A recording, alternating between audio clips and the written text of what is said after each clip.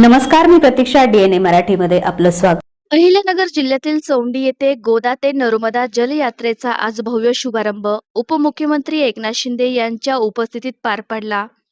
पुण्यश्लोक अहिल्यादेवी होळकर यांच्या जयंतीनिमित्त आयोजित या कार्यक्रमात उपमुख्यमंत्री एकनाथ शिंदे यांनी पाणी संवर्धनाचा मुद्दा अधोरेखित केला.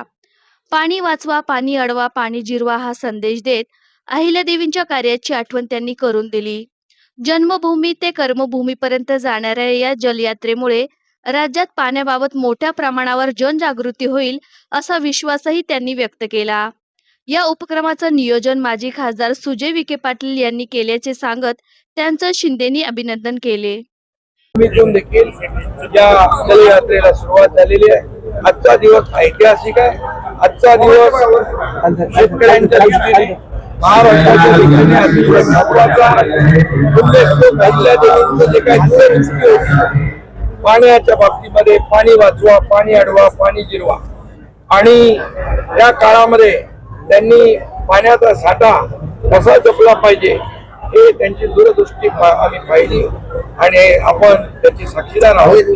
आणि म्हणूनच आजचा जो त्यांच्या त्रिशताब्दी वर्षानिमित्त अतिशय स्तुत्य असा गोदा ते नर्मदा हा जलयात्रेचा जो उपक्रम आहे अतिशय चांगला उपक्रम आहे. आणि जन्मभूमी ते कर्मभूमीपर्यंत ही यात्रा जाईल आणि याच्यामुळे पाण्यामध्ये मोठ्या प्रमाणामध्ये जनजागृती होईल. पाण्यासाठी लोक त्याच्यामध्ये सहभागी होतील आणि इथलं नियोजन माजी खासदार सुजय विखे पाटील यांनी केलं.